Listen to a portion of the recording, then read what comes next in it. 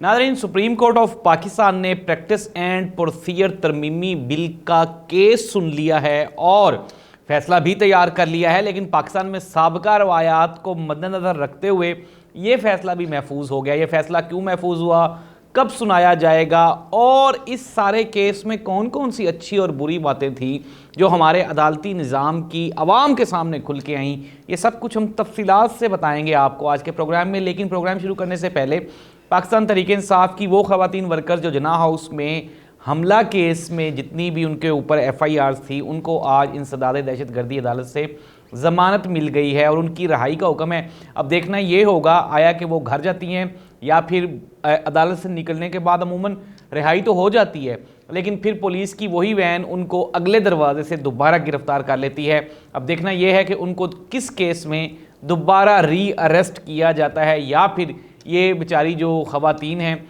जो गुज़श्ता अप्रोक्सीमेटली कोई 3 महीने से एक ना करदा गुनाह की सज़ा जेल में भुगत रही थी, क्या वो अपने बच्चों में, अपनी फैमिली में वापस जा पाती हैं या फिर दोबारा जेल जाती हैं, ये तो वक्त बताएगा।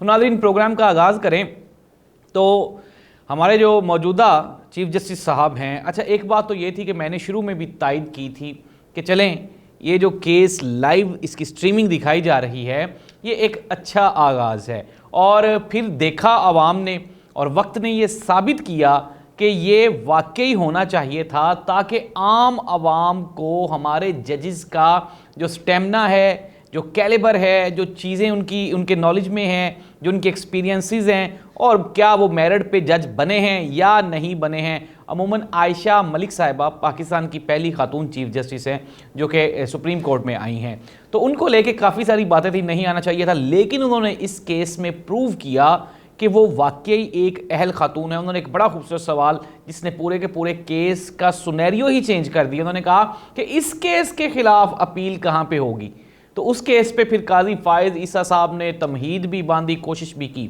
अच्छा एक चीज़ जो है वो इसमें नज़र आई, वाज़ेह नज़र आई, काजी फायज़ ईसा साहब अमूमन उनका टेम्परामेंट लूज था और वकला पर और दूसरे उनके जो साथी जजेस थे उनको लेकर उनका रवैया कोई हौसला अफजा नहीं देखा गया। कोई टेम्परामेंट की कमी है, बर्दाश्त नहीं थी, वकला को भी बड़ा आड़े हाथों लेते रहे पूरे केस में और अमूमन बहस व मुबाहिसा चलता रहा। लेकिन नाज़रीन, इसमें आपने देखा होगा कि जस्टिस मुनीब अख्तर और एजाजुल हसन, इन दोनों के रिमार्क्स बड़े ही ज़बरदस्त थे और ये चीज़ें प्रूव कर रही थी कि ये जजेस वाकई मेरिट पे इनकी तरक्की हुई। दूसरी जानिब 2 सीनियर तरीन जो हमारे जजेस थे उन्होंने तो अपनी खामोशी तोड़ी ही नहीं, तो अब उनका नाम क्या लेना, चले छोड़ दें, तो वो तो बोले ही नहीं। इट मीन्स दैट कि कहीं ना कहीं दाल में कुछ काला है। अगर आपको पेपर में कोई 2-4 सवाल आते हो तो आप पूछ ही लेते हैं, लेकिन उन्होंने मुनासिब समझा कि छोड़ दिया जाए, इसको बोला ही ना जाए। नाज़रीन, इसमें कई तकनीकी नुक्ते जो थे, नुक्ते नज़र से वो चीज़ें देखी गई और हमने भी देखा, सुना, परखा। एक असम्बली की अफादियत पे बहस हुई कि असम्बली तो मुकम्मल थी ही नहीं, उसमें पाकिस्तान तहरीक इंसाफ के लोग नहीं थे।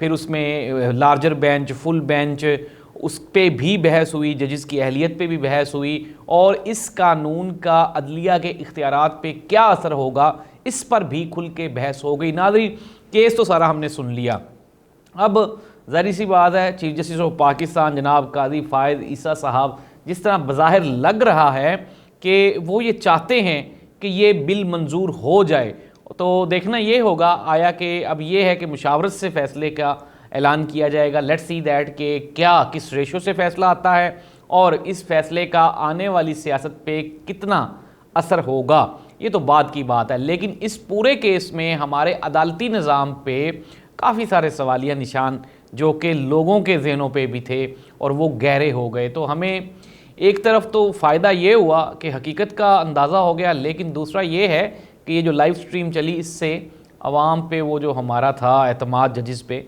तो वो भी, उसको भी मेरा ख्याल है कि कोई नुकसान पहुंचा होगा, इससे फ़ायदा कोई नहीं हुआ। लेकिन मैं फिर भी अपनी इस बात पे कायम हूँ कि ये बड़ी अच्छी रवायत है, ताकि आम लोग देखें कि सरकार वो टैक्सेस के पैसे जो वो पे करते हैं, जो इन जजेस को तनख्वाह दी जाती है, तो वो किस तरह से काम करते हैं और उनके काम करने का स्टाइल क्या है।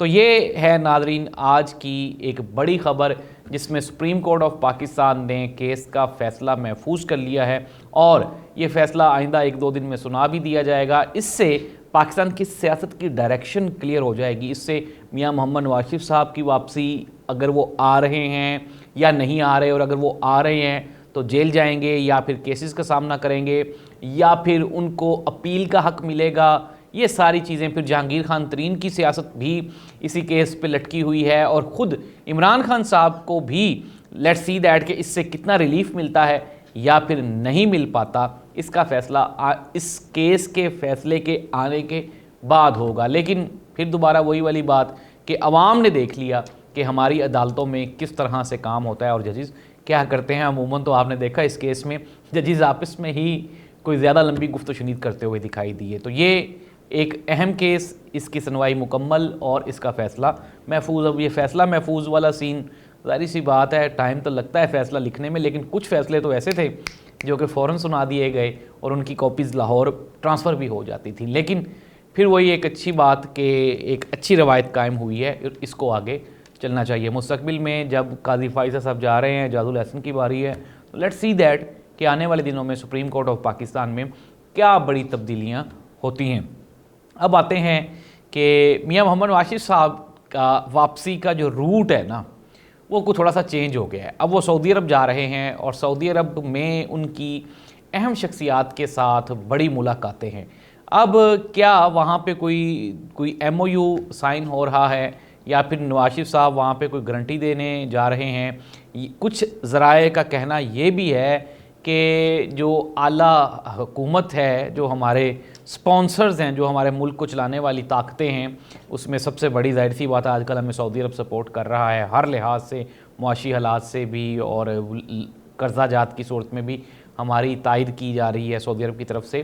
तो बड़े सोर्सेज का ये कहना है कि मियां नवाज शरीफ साहब को वहाँ पे बिठा के उनको सारी जो आने वाली है स्कीम है या जो प्लान है, जो प्रोसीजर है, वो मियां साहब को पढ़ाया जाएगा। फिर उसके ऊपर मियां साहब की राय ली जाएगी।